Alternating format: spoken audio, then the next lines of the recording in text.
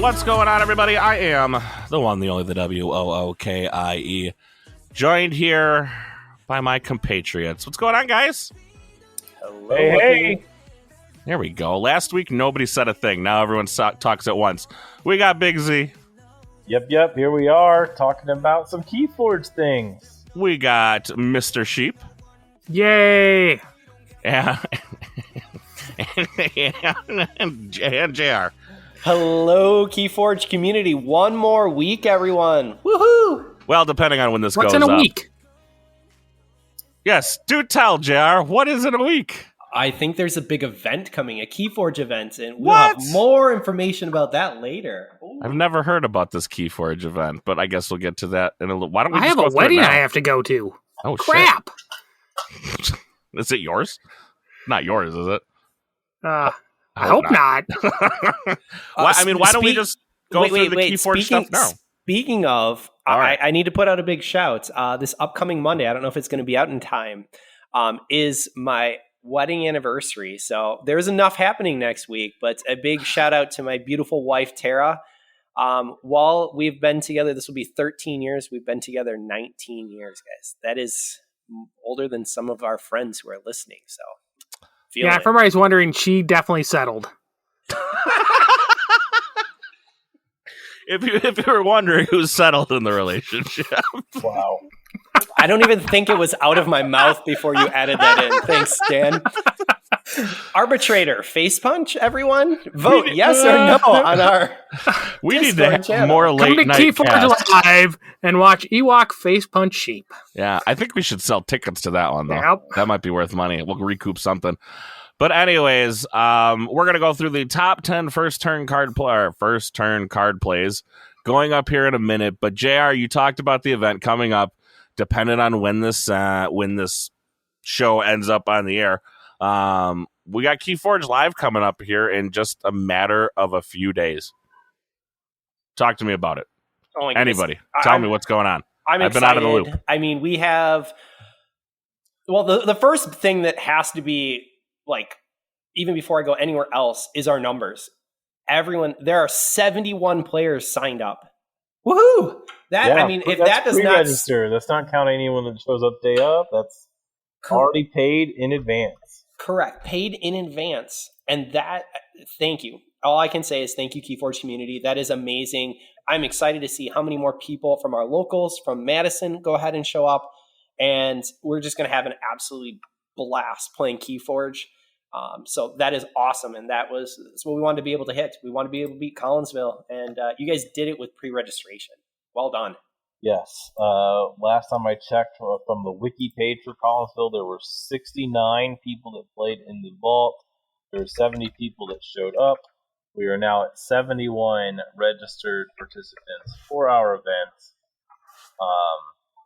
So yeah, congratulations to everyone in the community that's part of this. It took every one of you to make this what it is, and we are super excited to be there and host this for the KeyForge community as a whole. We love KeyForge, as we've said all the time, and we're doing our part to make more of it happen. So in case maybe there's someone who just randomly came in and found this podcast, if this is your first time hearing, we are putting on a big event, a KeyForge event that is July 23rd, 24th, 25th in Milwaukee, Wisconsin at the 4 Points Sheraton by Milwaukee Airport. It is literally across the street from Mitchell. And so you can fly in. We also have great transportation with Amtrak that is on the opposite side. Both will get shuttles right from the hotel. And we're running essentially a lot, but the three big pieces that we want to look at are on the 23rd, we have Three Deck Survival, and it's going to be true survival that you are going ahead and playing the best of your best. And we're going to talk about what we consider those nut stacks. That's showing up today, but that's happening July 23rd. And there's some real money that's out for prizing. So this isn't just, hey, you get some great product, because there's amazing prize support that we've put together, but there's also money. We on the 24th, we then have Sealed Mass Mutation, which is extremely cool. That Mass Mutation is going to get its day in the sun. You're going to get 3 decks, and you're going to choose and play. And on a side note, as someone who just took down the victory for ABR, I'm in the championship for Sealed. So I love seeing all those Sealed players. It's phenomenal. And then on Sunday, the 25th of July, 2021, we have a 4-round team event, and it's incredible to actually see how many people have signed up for that team event. It really has turned out to be a phenomenal format. But we're going to go ahead and play Archon Reversal and Short Adaptive. And again, Sealed and the team event, there's prize money. I have a huge stack of items that came in from Luxury Playstyle, which has gone ahead and supported us. I took a photo, and guys, I just can't even express. There's so much that's happening. We have KeyForge Adventures that will be out, that we have tables for.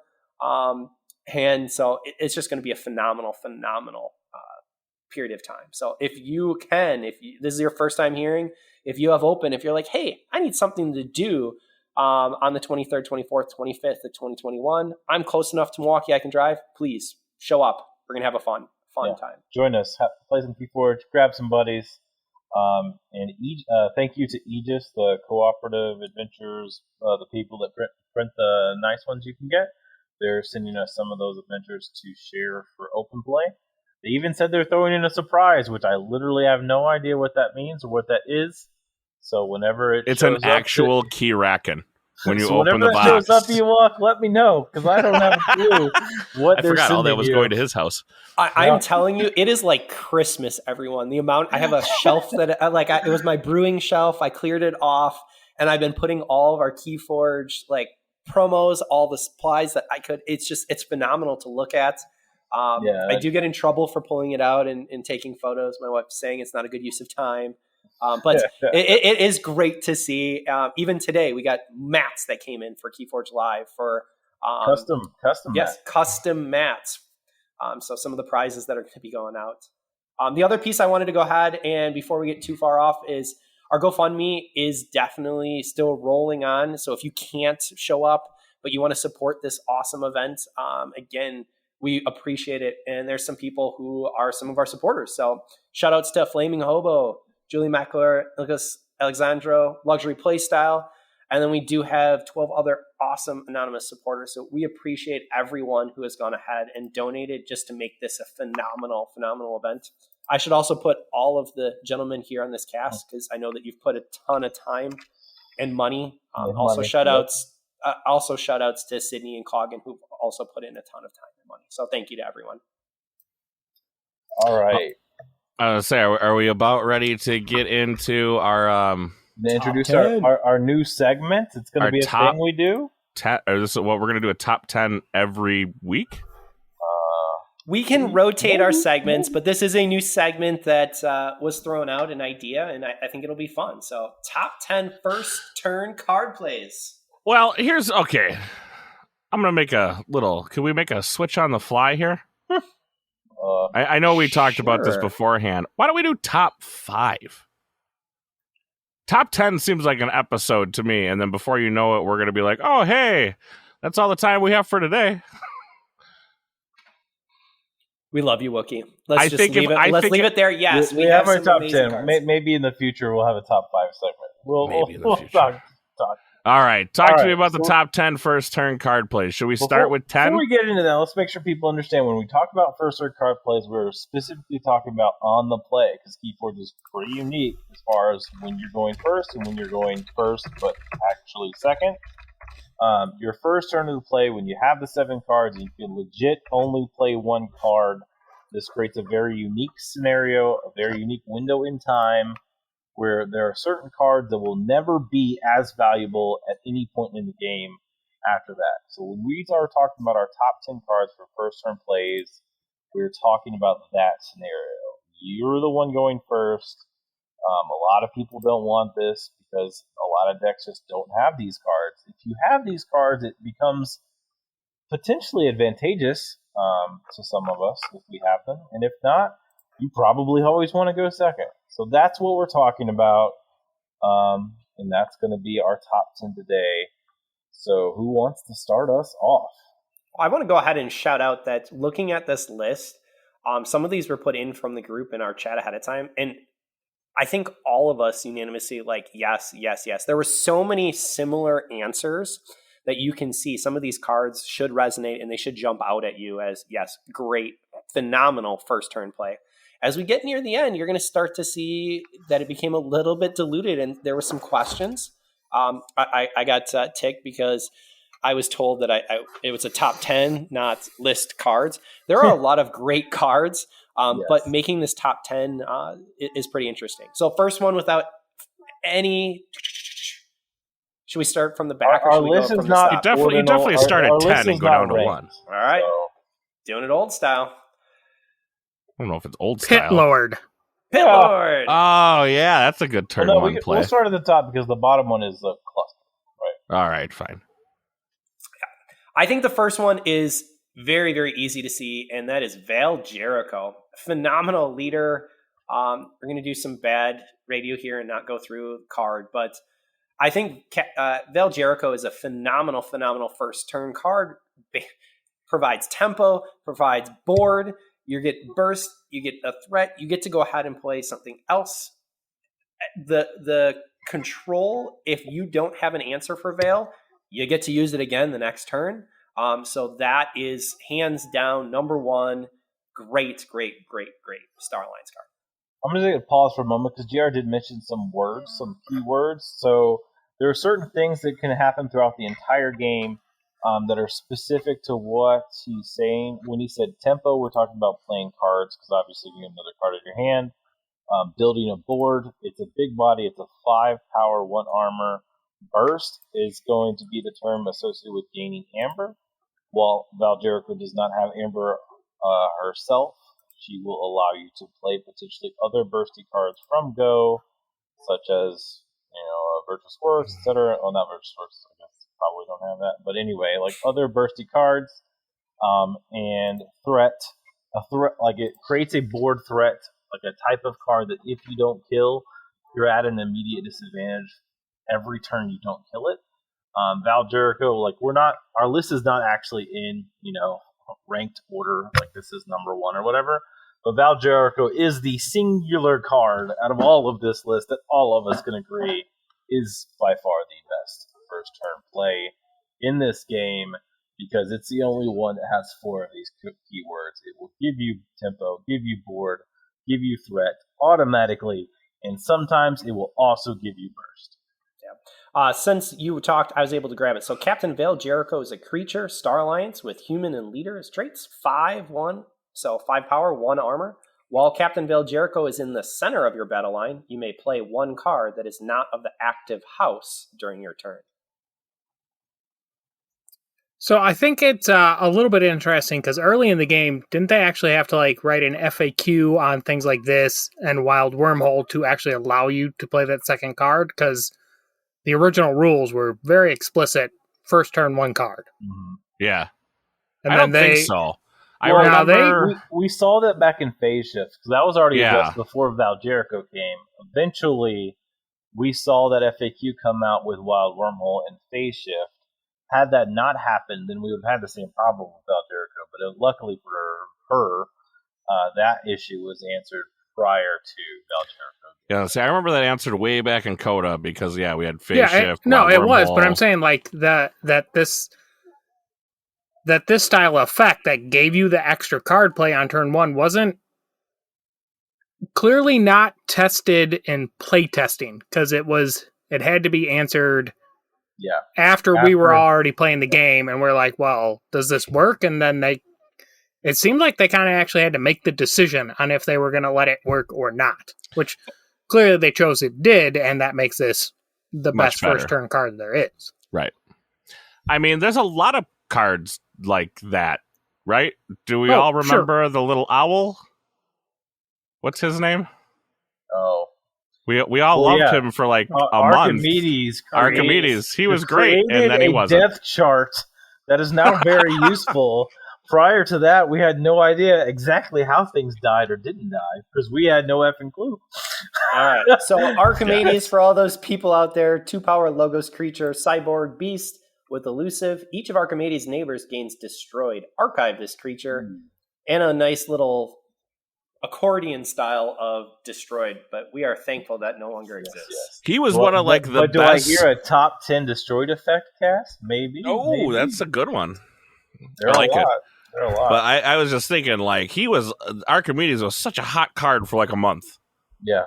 The and then basically just went nowhere. He's still a real good card, but that's not what we're talking about today. No. So the next card we have on our list is Archon's Callback, which is a Logos action card that says it's Omega, draw 5 cards. This new DG card is phenomenal first turn. It's okay the rest of the game, because some people actually were really down on this card. I actually think it's not as bad as what some people think as far as later in the game, because you end up 2/2/2 quite often, right? Yeah. So this is a great card in those situations. But turn 1, this reads, I'm going to take my first real turn with 11 cards. Depending on the deck you're running, that could be near game winning. And what we're going to talk about with all of these cards, they're creating scenarios that give you a significant push to win the game, just from how you're starting the game. And because we can throw out some numbers, picture, this isn't just 11 out of 40 or 50 or 100. This is 11 out of 36 cards. So that is huge. Well, and one card is in your discard. So correct. You will actually have seen a third of your deck by the time you take your first real turn. Yep. That's KeyForge gold, guys. Being able to go into that turn, because that turn is going to set up the rest of the game. Yeah, one of those things we have kind of talked about, but our life of Draw Better, this card makes Draw Better a reality often, because you turn 1, you play this, you're probably going to have a 6 something split or a 5 something split, and then you play 5 of that house, and then the next turn you play some, but then you get to draw into the one and you get to thin your deck of one house pretty quickly. And that just improves your card play average throughout the rest of the game, right? By playing most of one house early. And this card causes that to happen often. Yeah, big tempo card. Yeah. And of course it's in Logos. It's in Logos. Turns out Logos has a lot of good first turn cards. That's where all the good cards live. That's where all the good cards live, like Eureka. And I think, what are you going to tell us about Eureka? Another great Eureka. Logos card? This is one of my favorite cards of all time. It is Logos, gain an Amber Pip. Alpha, play, gain 2 Amber. Archive 2 random cards. So I think this is pretty good anytime again. But turn 1, you've got 7 cards in your hand. You're going to gain 3 Amber. Archive 2 of your remaining 6 cards at random, and then end your turn by drawing 2 or 3 cards, depending if you mulligan to get here. That is half a key, plus draw, plus cards that are stored in in your archive to burst, to create tempo later. I love this card. I've always loved this card. It finally has the sass/art that it deserves. Originally, the owner of DOK did not love this card, but I won that argument finally. Because he finally got a deck that played it. He's like, wow, this is a lot of Amber in the archiving cards. Yeah, and it's such a good anti-Infernus card too, right? Because 2 of its Amber are protected from Infernus-like effects. Not on the card. Not on the card, yes. This is such a fun card. And yeah, occasionally if you get it mid-game, it will buy you. But we're talking about first turn of the game. This is one of my favorite opening plays. I have more fun playing this than Valderico, even though Valderico is clearly the better play to start. But once you, especially, every time you start that way, the look on your opponent's face is like, dang it, because you got half a key, you've already got an archive, you're drawing cards, the draw better scenario is kind of there. You're creating that draw better scenario for you. Fun times. Eureka is a really, really good time. Now it's in 2 sets, not just the second one. It is. Now, this one, I'm not saying I disagree with this one.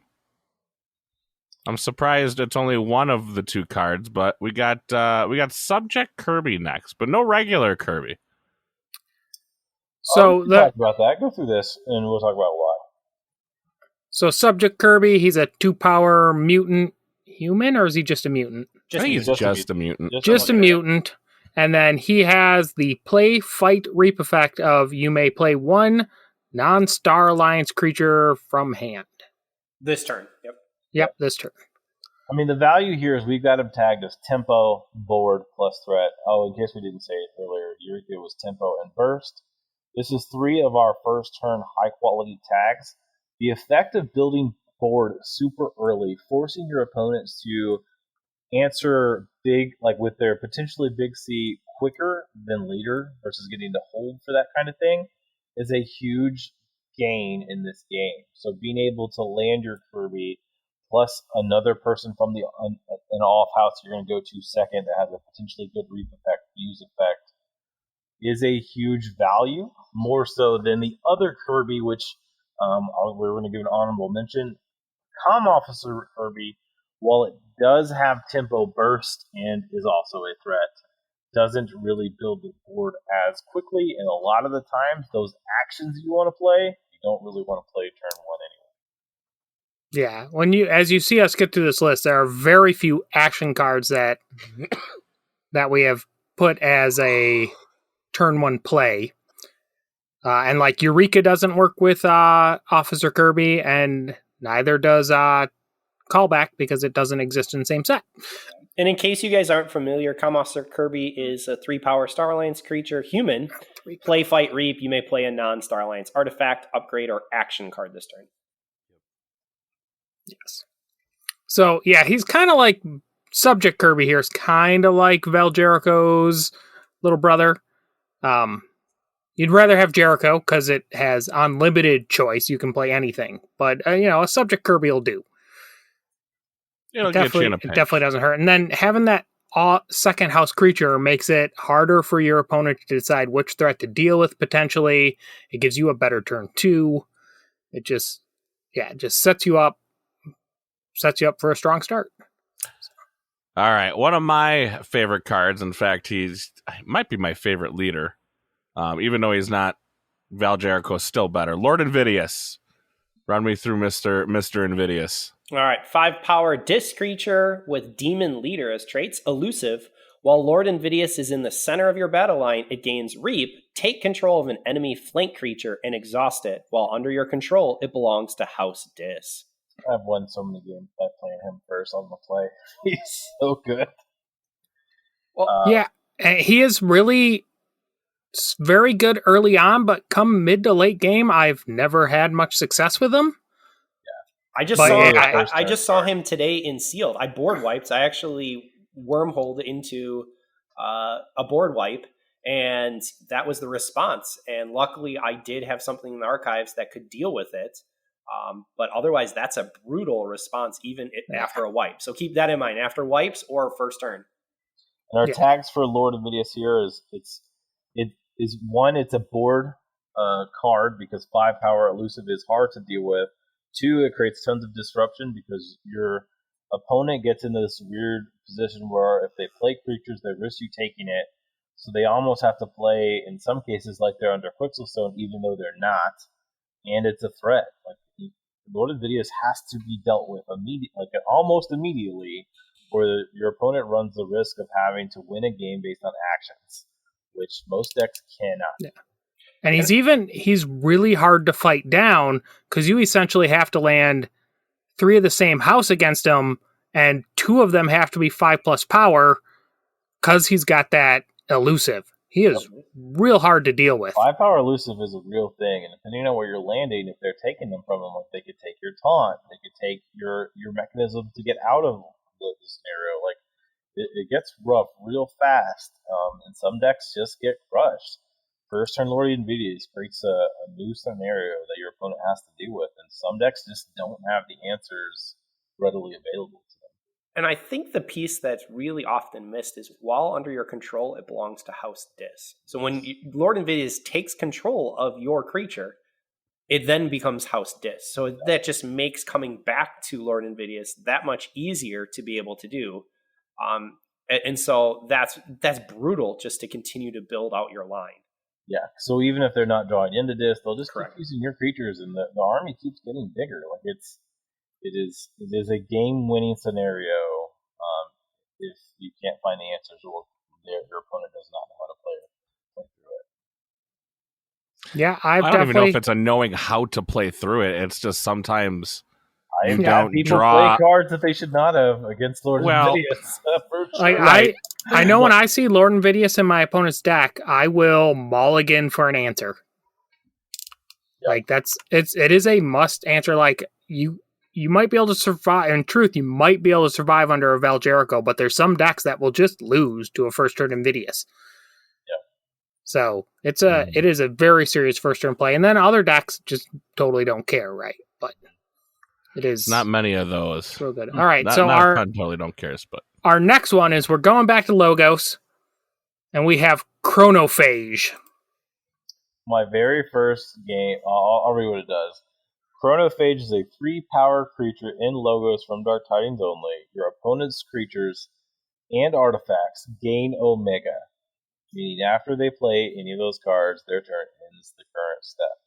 The first game of Dark Tidings I ever played, this was the first card I played on the play, and I won 3 keys to no Amber. They never drew an answer. Chronophage was there at the beginning, it was there at the end of the game, and it was the most crushing victory I've had in a long, long time. This card, it is our tags for it is Disruption plus a threat. Obviously, if you don't kill it, you're gonna lose. It is extremely disruptive because you can I don't know what to say. Like it's obvious. Like, you just can't play cards. In your turn, it's real bad. Mm-hmm. Omega is one of the worst keywords in this game. And all your stuff having it for like whatever 2/3 of your deck potentially having it. All right, next up, I think these should be a little further down the list. I don't know if we put these in order. It's not in order. The only one that we're saying is the best is out there. So next one, we got Commune and Treasure Map, which are basically 2 burst cards. Treasure Map, I think, has a pip on it, right? And then you get 3 Ember if you don't play any other cards this turn, which you won't be because it's turn 1. Yep. And Commune is just an Omega that just gives you 4 Ember. If you have less than 4, you just get 4, or is if you have 0, no, it's you just get it 4? sets your Omega Amber pool lose 2-4. all of your Amber, gain 4 Omega. Yep. Okay. So both of them I mean, 4 Amber on turn 1. Basically, 2 just I get 4 Ember turn 1. I'm almost to a key. Your turn. Yeah, but they also both really are not great cards later in the game often. True. The Treasure Map they both have situations where they are fine, but as a turn 1 card, they're real good. I've had plenty of times where I've been controlled the week into Shadows, and I had a Treasure Map in my hand. I'm not afraid to admit that because it's ridiculous, but that's not likely to happen. Yeah, and so let's Treasure Map did have the Amber printed on it. If you have not it's got 1. any other cards this turn, gain 3. Right. Yeah, let's go through the witches, because I don't think this is just Dusk Witch. I think this is a lot of witches. I don't think it's just this one. The others could be good potentially anytime. This one I think only has a lot of value on turn 1 on the play. So Dusk Witch, in case you're not familiar, Untamed, 1-power creature, human witch, Omega. So again, after you play this card, end the step, it has elusive and your creatures enter play ready. So 1-power creature that's going to allow all your other creatures to enter ready if it stays alive. Yeah, as far as our tags, I have the tag board here. It's not really creating the board. It is creating a threat that's going to allow you to use a board. Basically, the chances that they can answer it randomly out of their starting 6 hand is just whatever the deck. Some decks will have a lot of answers. Some decks won't have many answers. But that chance that I'm going to have a ginormous second turn, the value I don't think is ever going to be higher. There's some decks in AOA that are specifically really good at constantly recurring these Dusk Witches, so you kind of have to answer them repetitively all game. So there's value in that. But as a first turn play, like the potential to come out of your next turn to like land your like your Sutterkins or all the other crazy AoE creatures that are small and normally never get to act is pretty high. I'm only an AoE. It can often make them play not the house they really want to play because they have to go to something that can deal with Duskwitch. For sure. Right? You wouldn't put Hunting Witch and maybe even a Witch of the Wild, maybe not a Witch of the Wilds, maybe a Witch of the Wilds. I don't know. In that same category. We do have Telesia as an honorable mention. Yeah, as a witch. Remaining answers, like I think Teliga was almost a spot, but on the top 10, I think it's an honorable mention because it's a threat, but the other side of it's not guaranteed disruption or guaranteed burst. It's always either or. So it's like a threat and then a half of this keyword plus a half of this keyword. Hence it didn't make here. I think the Dusk Witch, just because the value specifically that it's your first turn is higher, which is why it makes this specific list. Yeah, because like Witch of the Eye is a terrible first turn play often. I was talking more about Hunting Witch and Witch of the Wilds. Hunting Witch is so easy to kill. Well, so is Dusk Witch. I mean, that elusive makes a big difference. Yeah, I think the elusive makes it a little bit harder. Telegraph for what was missed was Untamed. But we're talking turn one too. Like, not a lot of creatures are coming down turn one to kill a Hunting Witch except for a Silvertooth. You know what I mean? So there's an answer to it, but not going to hit it because it's got elusive. Well, I know. I was talking about Hunting Witch. So, like, the only thing that's really going to kill Hunting Witch besides an action turn one is going to be a Silvertooth. Yeah. So, I don't know. Maybe, I mean, I know that you get the reap effects from the Dusk Witch, so on and so forth, but I think Hunting Witch is just as high up there as Dusk Witch. I know the last time I got to play a Dusk Witch turn one, it then took me 3 turns to draw and play another creature card. That also happens. It was terrible. This is why I think Teliga is up there and had the honorable mention. So 3 power creature. Each time your opponent plays a creature, gain 1. And by placing that, you really are limiting your opponent to play out. And any Amber gain, again, it's a race to 18. Plus, how those keys are modified. But I'm going to take any Amber you're going to give me for free. So I think it's a great honorable mention. All right, I'll take the next one. I'm the one that put it up here. There's a little bit of flack for this. I really do love the Terror turn one. I'm a big fan of, I think the board does matter, whether it's a body that is reaping, occasionally someone that needs to fight to deal with a threat. Turn one, landing a creature on the field that has 5 power and gives you 2 amber, which is a third of the key, is a significant boon to me, because I like having a mixture of board reapers plus amber going into future turns, and I want to come back to certain houses. So not only is it a great amber burst plus a board developer, it's from a house you want to go back to. Specifically, that would be great as a follow-up turn 2. So I really like Terra being here with the fact that it is also up in there with these people that can build a board, like Jericho, the dude you get off of Kirby, Lord Invidious. Like, they all help build board, plus have an additional effect that's value is lessened after turn 1. See, I was almost of the kind of, and I get what you're saying now. Like, I was like, well, lump that in with, like, that's basically commune treasure map. Like, it's just Ember Burst, but I guess it does give you the board. You do have a critter roaming around right there now, so I can see it being a little bit better than commune treasure map. Yeah, like so we didn't rank these, but I would rather the Terror over commune and treasure map, because more than likely the 5 power body is going to get to reap, so you're already going to be at 3 as far as that goes at some point in the future. And you do have a dude if you need to answer threats of your own, because they're also going to have a first turn, and if it is something like Protophage or the ones that are coming up next, at least the Terror does give you a chance to answer on your second turn without having to have a action in hand. Yeah. All right. So now our next big group. I was going to say, I'm going to give these to you, Z, since 3/4 of them are all logos. FFG, we know you're listening. Logos for the next house that doesn't come back for a while? No. Slow Forge. Archon's Corner as a whole does not approve that. Yeah, I think Z's the only one who doesn't approve of that. But why don't you go through? We kind of lumped all these guys together because they do a lot of the same thing. Right, in fact, they all do the same thing. So 3 of these 4 creatures are tempo plus board, meaning it's putting a body on the board to get that developed, and tempos means you're going to draw into more cards. The first 3 that do both of those is Zenzi, Zenzik, Mother, and Greed. Mother, you get an extra, your hand size increased by 1. Zenzi, Zenzik increases hand size by 2 if it's in the middle. That's a leader. It is a 4 power, 2 armor. Mother's a 5 power. Greed is only a 4 power, no armor. But all 3 of those are tempo plus board. They are a little bit harder to deal with because they are above that 3 damage threshold. There are a lot of cards that deal 3, 2, 1 damage. After 3, there are way less cards that actually deal 4, meaning that Zenzik, and Mother stick around. The Greed sticks around a little bit too. The last one that I only have tagged as a tempo card is Daughter. Does exactly the same thing as Mother. 2 power, no armor, elusive. So I have Daughter tagged as a tempo card. These are all collectively together in our 10th slot.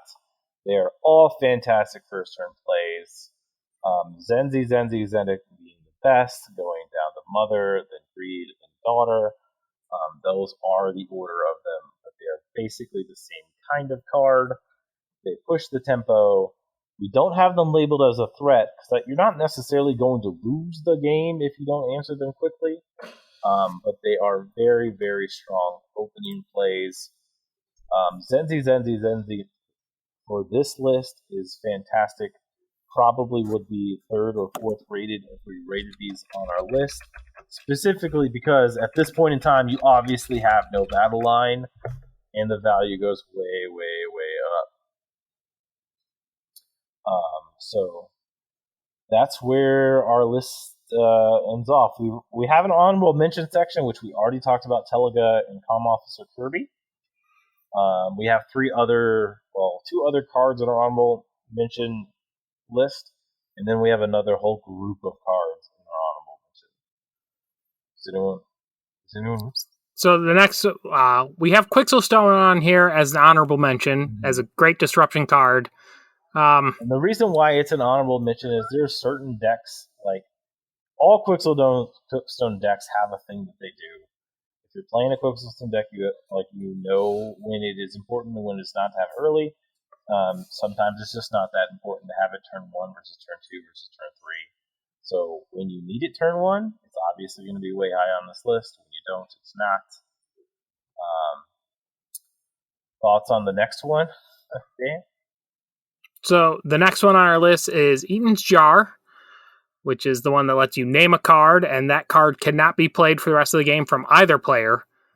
Yep. Again, this really depends on what your opponent's playing, because it often targets, I have found in experience, it often targets their major amber control cards, especially if they're in duplicates, and you don't need that turn 1, because you don't have any amber to protect yet. But there are people out there that have quad Hunting Witch decks or quad Mother decks. Against those decks, you need it as soon as possible. Yes. There's also spots where if you're playing against Quixel, you want to be able to go ahead and ban that and just make the game back in your favor. So again, it is match dependent. Yeah, and that's why it's an honorable mention. There are definitely games where Jar is by far the thing you need a mulligan for, and then there's going to be a ton of other games where Jar is going to be just as effective if you get it turn 7 versus turn 1, because you really just want it for their big team TP amber swing at the bin, or graft when they need to graft, or bridge, or whatever. And then there's this whole section of almost exclusively logos cards. Basically. Yeah, I was going to say, and then the rest of our section is logos. Just play anything logos that gives you efficiency and be happy. In the whole second tier of cards you want to go first is Tau Vapors, Sloppy Labworks, Igor, Lab Work, Random Access Archives, Eclectic Inquiry, Theory and Conjecture. All of those cards, to some extent Wild Wormhole, even though I hate that damn card. All of those cards are lumped together as are they in the top 10? No. They're definitely not better than the 10 we just named, but are they going to help you quite a bit? Out of all of those, I think the last one that we bumped off our top 10 list was Slappy Lab Work.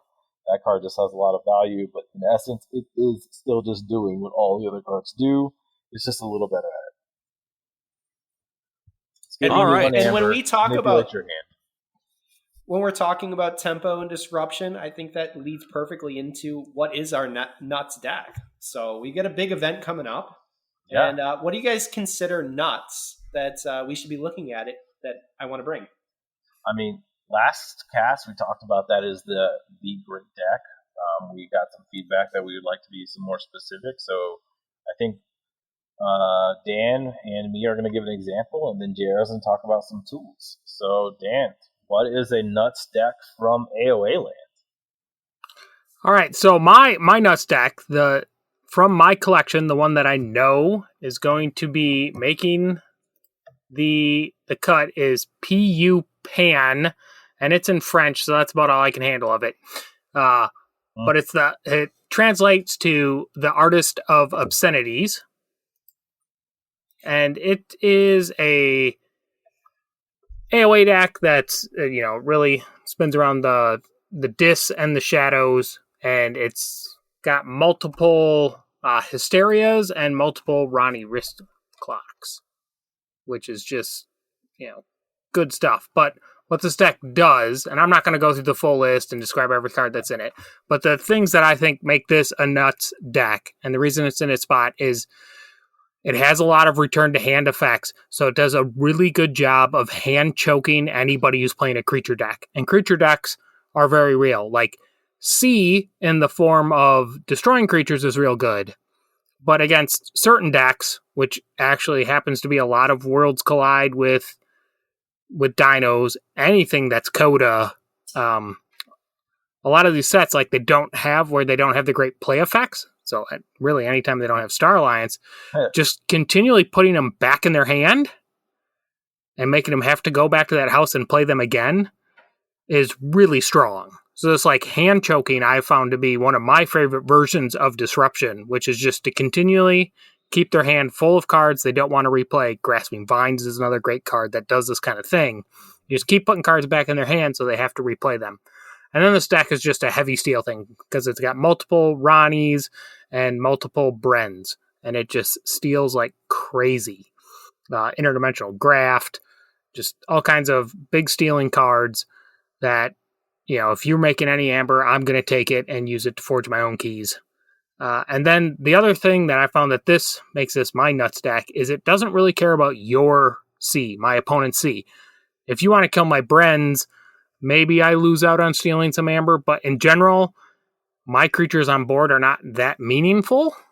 So with somebody's bringing a big C deck, and that's kind of their goal, which is definitely some of these things you're seeing out there, it doesn't really matter to me. So that portion of your deck provides minimal value to you. And that's how I found this to be my nuts deck, is it's just very hard to deal with unless you can shut down steel. Like, it does have a weak spot. If you can shut down its steel, warded creatures can be a problem for it. Can choke it real hard. But otherwise, it's just like, it just stops you from doing anything, can make its own amber, takes all of your amber, and it's just ignoring portions of your deck because it doesn't really care about your C. And it's just a great deck in that regard because it's not counting on your opponent's game plan, answering your opponent's game plan for its win condition. It just goes about doing its own thing, destroys whatever you want to do while you're trying to do it, and wins its game. So things that jump out to me, Dan, from this hand choking, you got the double Hysteria, you got Life Ward, which cannot be overlooked for being able to limit. You do go ahead and have Seismo Entangler, and that's a Logos artifact action. Choose a house during your opponent's next turn. Creatures of the chosen house cannot be used to reap. And then I see Lights Out too. So some of those pieces, you have hand disruption, you have choking ability in all three houses, and I think that's an important piece. I also I'll call it something that bounces out, ZYX Researcher. So 2 power, Logos creature, human scientist, play, archive the top card of your deck or the top card of your discard pile.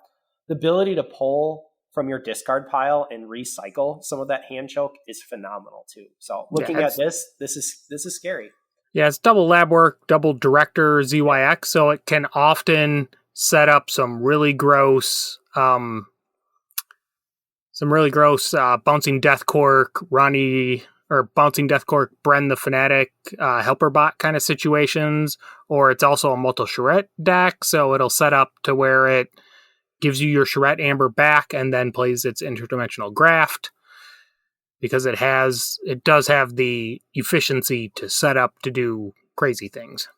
A Miasma as well, again, like it can really set up its interdimensional graft often if you are going. But really, my favorite way to play the deck is in the Dis House, and it's Hysteria, Life Ward, and Tesmal. So if I can land that Tesmal, I get my one Reap to tell you can't play that house, and I put everything back in your hand. And then I come back and I do it again.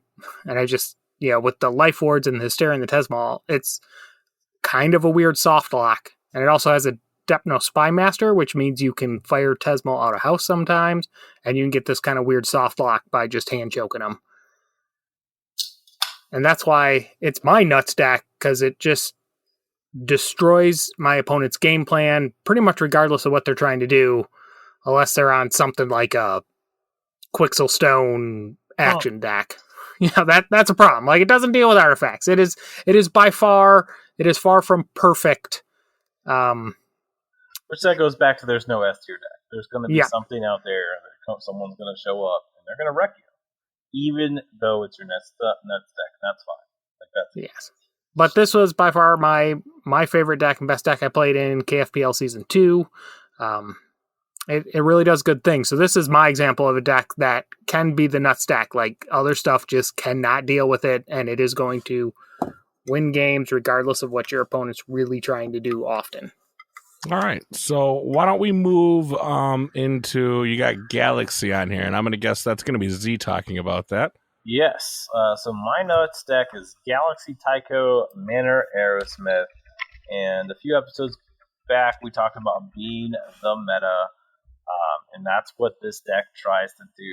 It's going to build up efficiency by playing more cards than its opponent, with the double Library of the Damned, the lab work, the double Mother, Nepseed, sloppy lab work. It's going to try to turn cards, and not only is it turning cards, it's going for high value. In Untamed, you've got the double Nature's Call with the double Dust Pixie. It's got Nepseed to recall whatever it wants. Has Control the Weak to be somewhat oppressive. It's got Poltergeist to answer the craziness out there if it needs to.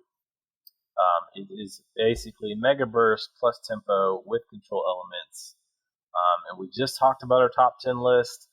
A lot of nuts decks have those cards. This deck has Double Mother. It has the honorable mention Teliga, the honorable mention Hunting Witch. It has the Terror. All of these things are great to see early. We didn't talk about Seed, but there's a certain card that if they don't answer can be incredibly valuable. And Seed is one of those. If they don't have a way to abuse your own Seed, it's incredibly dominating in this deck because of all the cards you're targeting. Again, this deck is going to make its opponent answer it almost every turn instead of trying to answer opponents. If it does need it, it does have answers itself. It does have a Geist. It does have Gateway. And it's got a lot of fun tricks, which a lot of the nuts decks have. But yeah, this is my nuts deck because it is the Coda Classic Amber Rush meta with lots of card value and supporting mechanisms that are actually in the deck. It just doesn't have that Q2. If it did, so my question to you is, does it hold up? I mean, it is a Coda deck, and we're now, yes. set what, 5 or 6? I've lost track again. It has served me very well in every meta and has gotten better after Worlds Collide came, actually. All right, JR? So I went a little bit different route here. I got to be honest, I have some very good decks, but I didn't consider any of them straight up busted or not stacks. And so for me, I like to go ahead and look at lots of tools. So I'm looking at what can decks do well that are going to excel over other decks.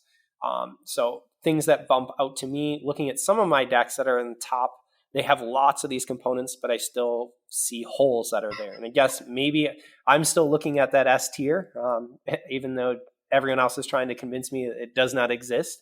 But things that I look for, being able to see creature control. Does it have some answers? Does it have the ability to even just have a straight up board wipe if I need that? Amber control on play, I think, is extremely important. I recently got a deck that is it's very, very, very good. It's rated extremely high, but in my opinion, its weakness is that it has amber control, but it doesn't have a large enough amount of amber control on play. And that is something that you got to be able to look at, is what cards can you answer? And that kind of got me into the next piece, which was large swing cards. So when I'm talking amber control, I'm talking cards like TMTP, IG, Effervescent Principle, IG being Interdimensional Graft. Those are cards that when you see Archon against you, you're tentative to be able to go high. You're tentative, and how it changes the impact on your opponent. And if you're in sealed with that set, oftentimes people will bounce around it just knowing that you might have, in this case, shadows or logos. I also think that there's some real big tempo pieces. I find the more that I play, I'm really looking at tempo.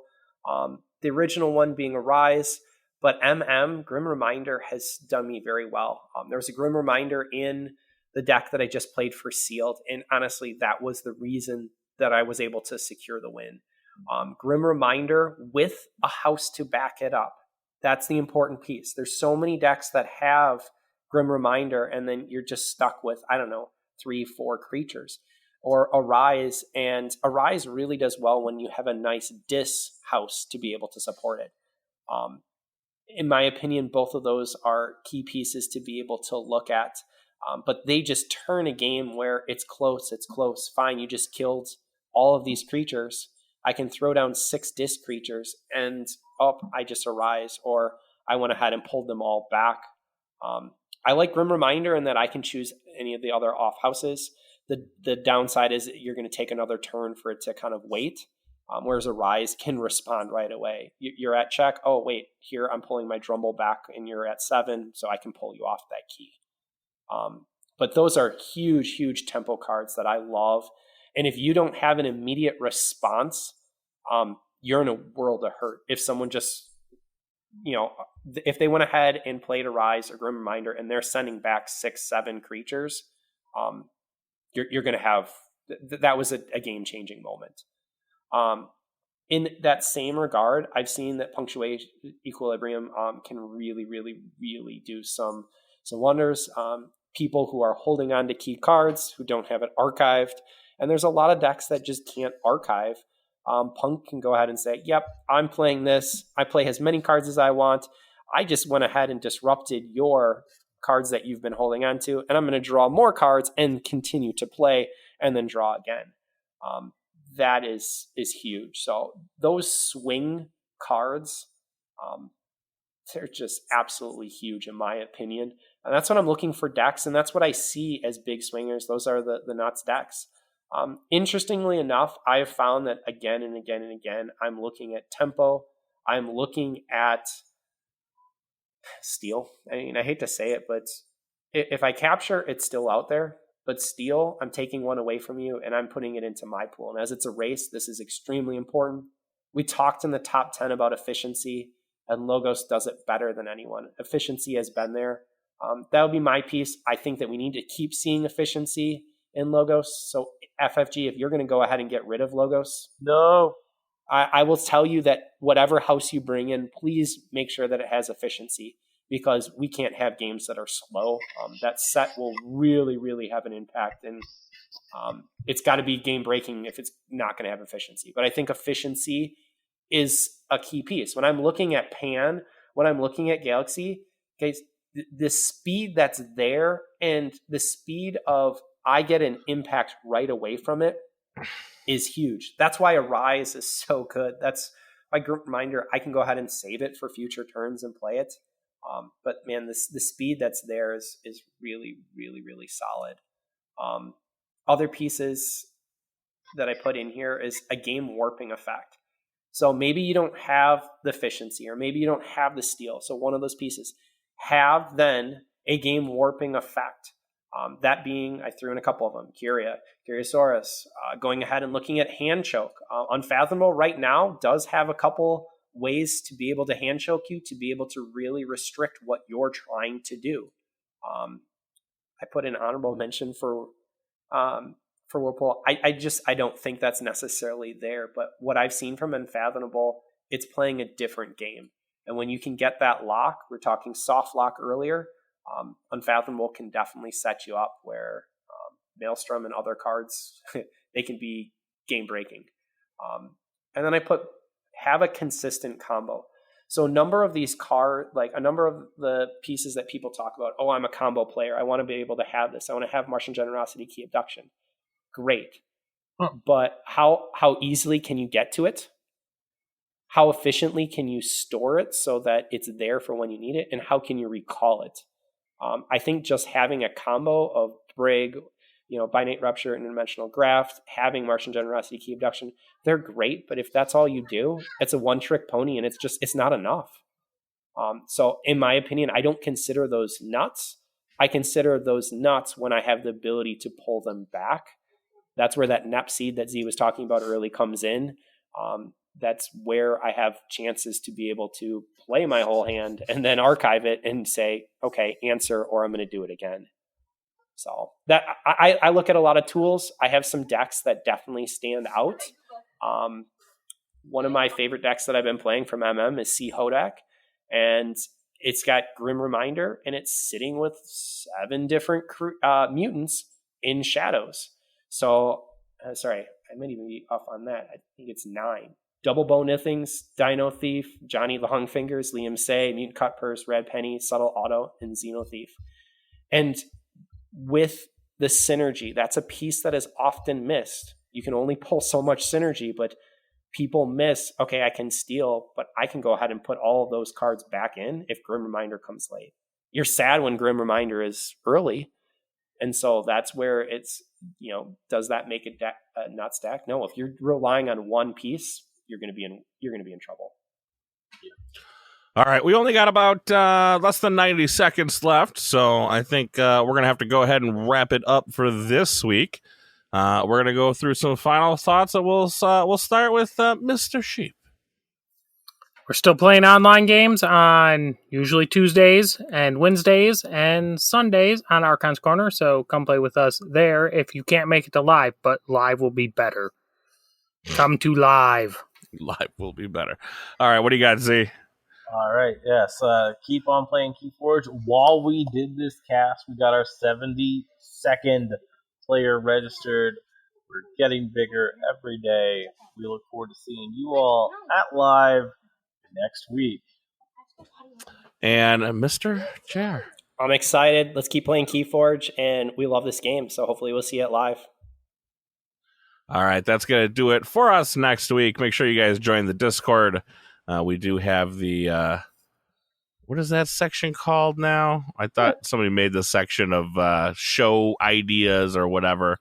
Always been a possibility, but now it's a Discord. It's a channel in the Discord. So yeah, one of our listeners actually gave a recommendation, so I threw it up in our Discord. There is a piece that can talk about past episodes, and then another one in that same area that talks about things that you'd like us to discuss. So discussing past episodes and topics you'd like us to talk about.